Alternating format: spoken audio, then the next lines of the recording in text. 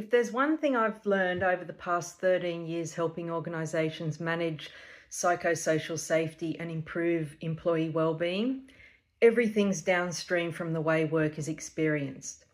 If you can make this a positive experience, you can solve many of the problems after that. But if the experience is poor and you're a work health and safety professional who's trying to make a difference, you're dead in the water.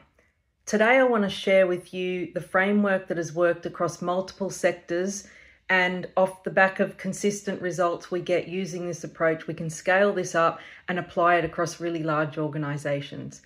Before I start, I do want to acknowledge the complexity of the modern day work health and safety manager. This is a role that requires you to have knowledge on organisational development, leadership development, health and safety laws, compliance laws, organizational psychology, behavioral science.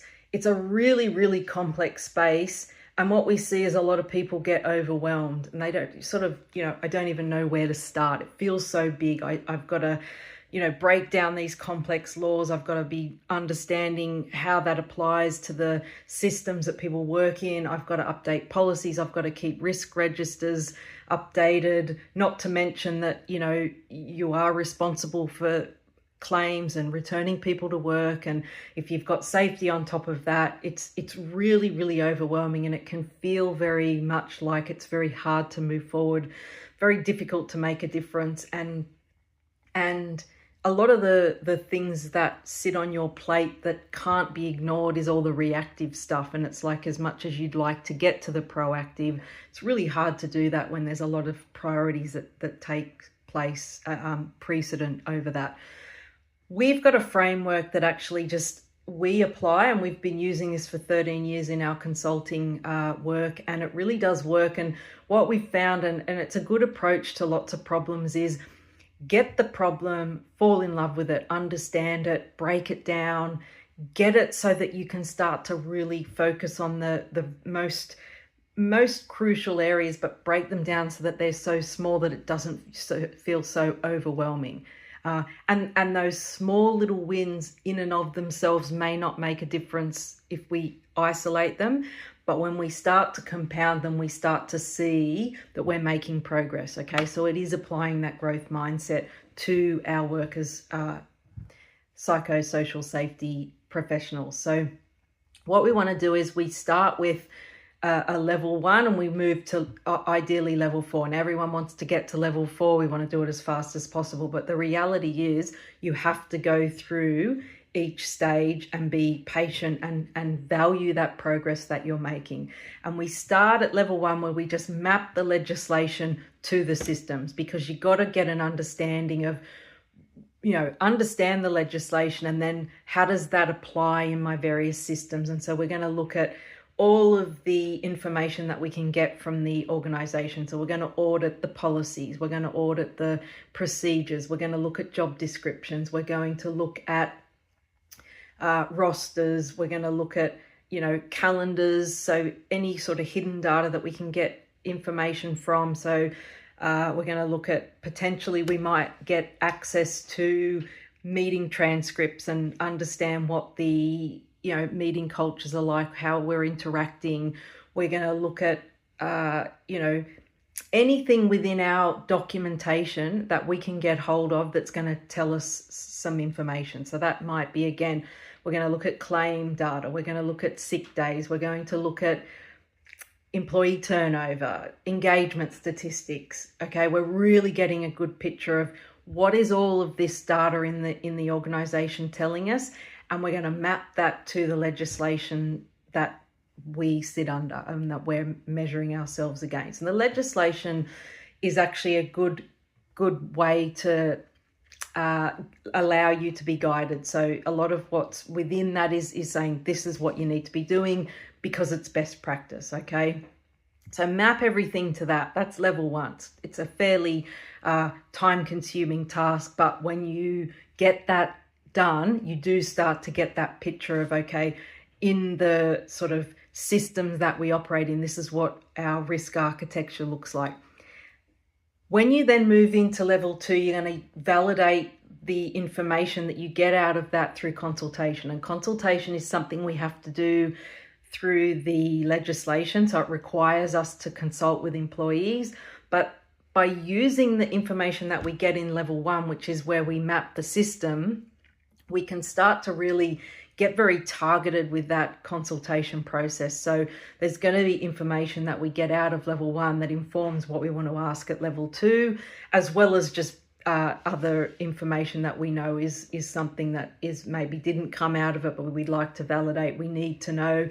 You want to make this process, if you can, as multi sort of faceted as possible. So by that I mean, don't just rely on a one-off survey. You want to combine that with, get some health and safety professionals and members to actually be part of your consultation process. So you want to utilize those people to have conversations and bring information back. Get it from your managers and leaders. As much as you possibly can, you want to tie the information that your managers and leaders are giving you to their direct reports, because there's a lot of information in that data as well. So for instance, a manager that says we're managing change really well with a team that's saying change looks very scary for me right now, is painting a picture, okay? It's saying there's some disconnect between how the managers viewing and perceiving change versus their direct report. So that gives you some really clear data to work on. So as much as you can tie 360 components to that, you want to be doing that. You want to be, yes, using some Likert scale type questions combined with open-ended. So there's real value in getting that information that is coming not from tick the box. What are you feeling? What are you thinking? How is this impacting? And again, the more that we can take it back to our level 1 information to validate what we think we're seeing, gives us a really clear picture. So, spending time, and as the more you get through to level 4, you can actually revisit level 2 and go, you'll have a little bit more time to be more consultative and actually, you might find you've got that time to go to those high psychosocial risk places that you can sit in lunchrooms and you can ask people questions, and there's actual massive gold amounts of data that sits there. It's having the time to do it, right? That's where we want to get. So that's level 2, validating through consultation. Level 3 is then leadership capability as a risk control. So we want to look at our risk controls now, and we want to start to say, what are we putting into place? And we've got a heavy focus here on leadership capability, because we know the interactions that managers have with their direct reports profoundly affect how they go home each day. And what we also know through our work is that managers and leaders actually often have the hardest job in the organisation, especially at that middle level where they're squeezed from the sort of information coming down that they've got to put into place versus, information that's coming up through their direct reports. So what we want to do is we want to make sure those managers and leaders have the support that they require and the capability and coaching that they'll need, because more often than not, they've landed in that position by being the subject matter expert that probably hasn't involved things like empathetic listening and having effective confrontations and delegating, and like all that stuff's new. It's teachable skills, but we've got to take the time to teach them, and we've got to really draw the line between not just putting some sort of leadership framework out because it sounds good on paper, actually mapping it to how work is being impacted by those direct reports. So if there's an issue with change management, where's it coming from? Like, not just let's go and do a change management, change agility, change readiness training. Let's actually see what in the change process is causing the problem. And if you get granular with that, again, you can start to make real impact. And it may be like, I can see that the way this manager's delegating is not very clear. They need to work on their clarity. They need to work on maybe building better trust. There's a trust issue, and maybe they haven't even created it. So that's where, again, looking at that consultation and bringing it back, and as much as you can draw lines between managers and their direct reports, that's going to help. Because what you want to know, and in this stage particularly, is when we think about well-being and we think about how people experience work, there's a couple of key pieces of evidence that you want to bear in mind. And the first one is, one of the most important areas for a person's well-being is the interactions that they have with other people. That's borne out by a larger study. Harvard University have been conducting this study for over 80 years, where they've been looking at what impacts individual well-being the most. And they've tracked these people as they've aged, and what they've found predominantly is the most impactful area to your health and happiness is the quality of the relationships you have with other people. So if we apply that to the workplace and we think about that, we're looking at the interactions that we have with each other is a really, really massive indicator for how we can improve well-being. Okay, so if they're positive interactions, our well-being's likely to be better than if they're not. Again, look back to the evidence and the information. The relationship a manager has with their direct reports is more impactful than the relationship those people have with their partners, with their families. It affects their health more than the relationship they have with their GP in some studies has been shown. So again, that's a really important piece of information, because we've got quality of relationships, managers and leaders matter. There's another piece of information that we want you to think about, which is everybody's well-being exists on a continuum. So positive things that happen to me reward my brain, and negative things that happen threaten my brain. And what my brain's overarching principle is to want more reward, less threat. So I move towards reward. That's a positive experience. I get all those feel-good hormones like serotonin and dopamine and oxytocin and all that sort of stuff is really good.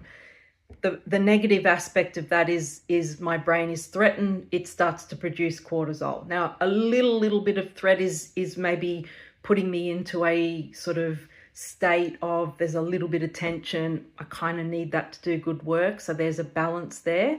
But if it gets too much and I'm into that sort of getting towards that fight or flight, too much cortisol starts to affect the prefrontal cortex of the brain. That's where I do my reasoning, my thinking, my decision making.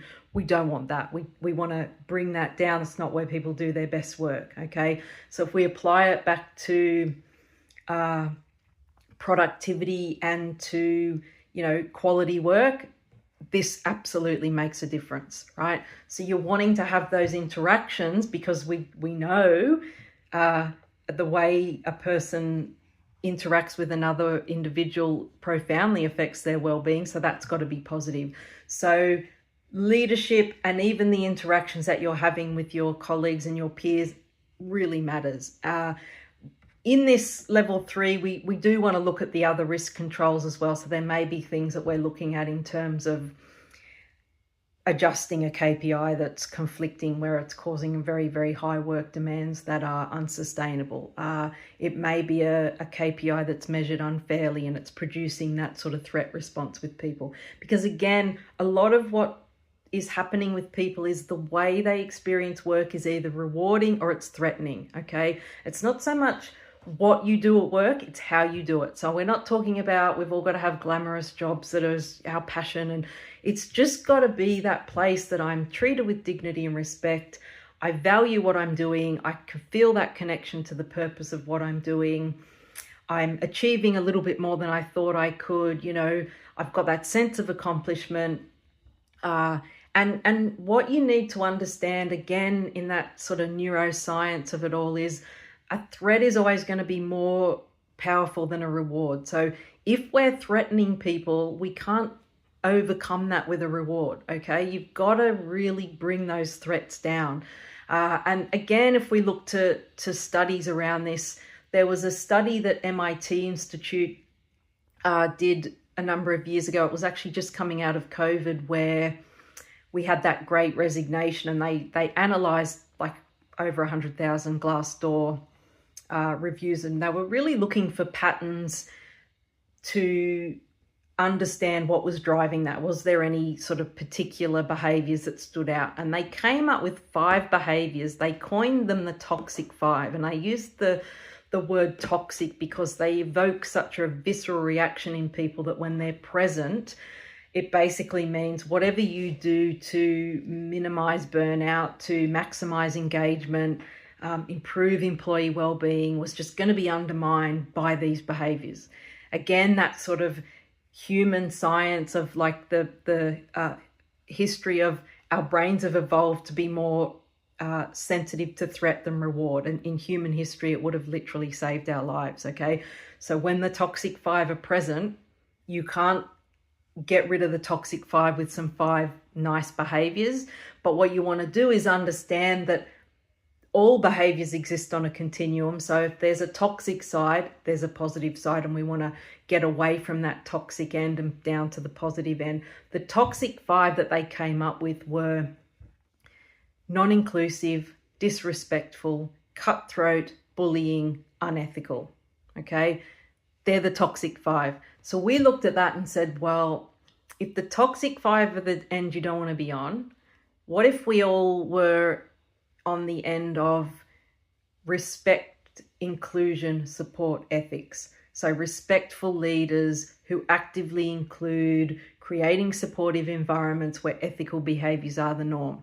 Not a big fan of acronyms in business personally, but for learning, they're really, really great for fluency. We remember it's the RISE principles. So what we do is we use the RISE principles in our leadership capability coaching to say, let's not engage in those toxic 5, because what we know from the work that we've done is more often than not, leaders engage in those behaviors unintentionally, and unintended consequences are still consequences. Okay, so we've got to own and understand the shadow that we create in the interactions that we have with other people. And there's a whole bunch of things we're going to have to do to get better at that. And they kind of go against a lot of what we need to be doing in our jobs, which is to be doing more faster, always on. You know, we're working in these very, very fast-paced environments, which mean we're probably doing 80-90% of our interactions and our work on autopilot. When we're on autopilot, that's where these behaviors can creep in. And it creeps in just also by the sheer fact that when you are rushed, hurried and stressed, you have a way higher tendency to act outside of accordance to your values than when you're a little bit slower, more deliberate, more thoughtful, okay? We know you can't do that all the time, so that's where you've got to work on behavior change and habits. And that's where you'll start to see that impact. So slow down, build the habit. When it becomes a habit, you can go back on autopilot. You're going to do the right thing. You're not going to exclude because you didn't mean to. You're not going to be disrespectful because you were rushed, hurried and stressed and you were, didn't even realize you were doing it, okay? You're not going to slip into the ethical fading because the system's telling you to do something. You're going to stop and be more thoughtful. You are setting the tone, okay, especially if you're a people leader. So that level 3 is a really crucial stage because it's where we are looking to actually make an impact, get it right, be purposeful about our leadership development and things like that as well, so that when we're putting some training on, we know what we're looking to mitigate and it's tied directly to a psychosocial risk that we can see. Level 4 then is where everyone wants to be. It's a great place because you can go back to those other levels and do even more strength work. And, it's where you can go back to level 2 and start having conversations with people, learn more.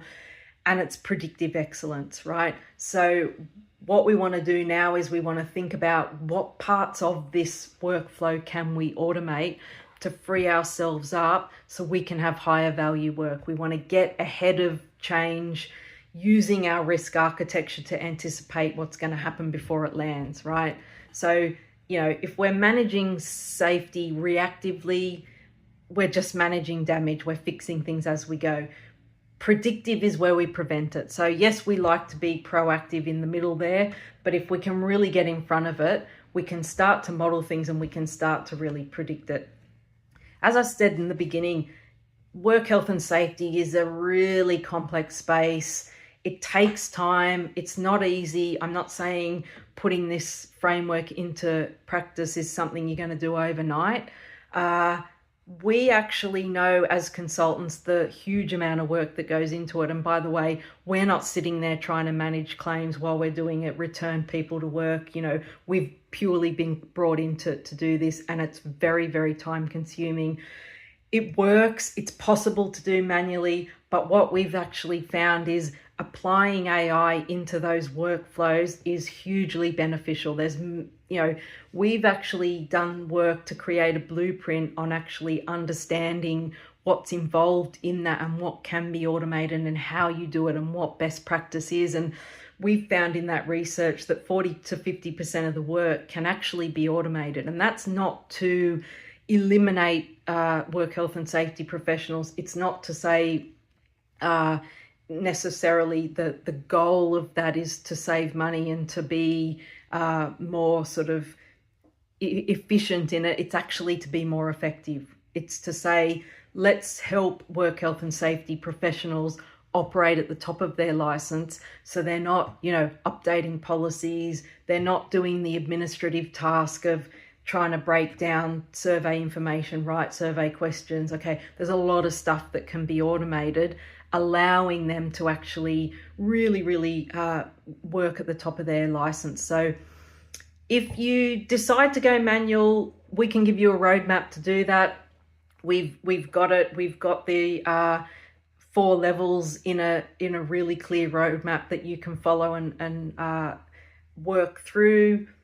The hardest part is actually just knowing where to begin. So what we've got on offer for organizations is a free audit. You can use our tool to go through. It takes about 60 minutes to complete the audit. It's fairly comprehensive in the questions that you're going to answer.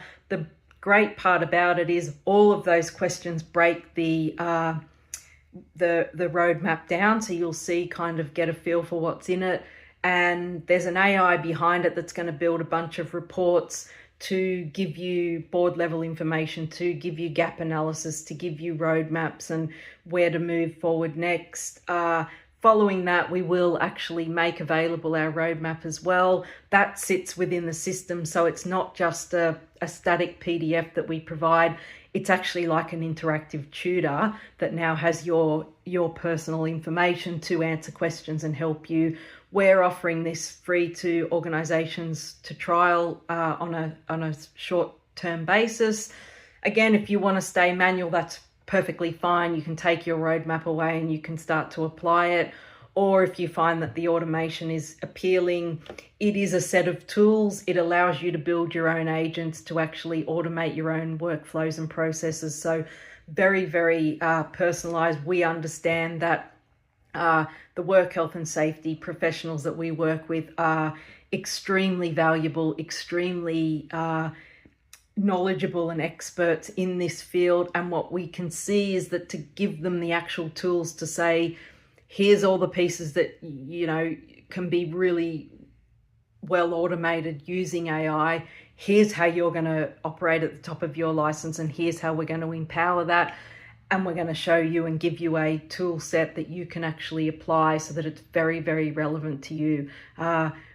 I'll put some information in the comments and the post on how to access the audit. Please do reach out if you'd like to see a copy, be sent information rather, and we'll send that through. And you'll get access to all of those tools and, of course, the roadmap that I discussed. Thanks for listening.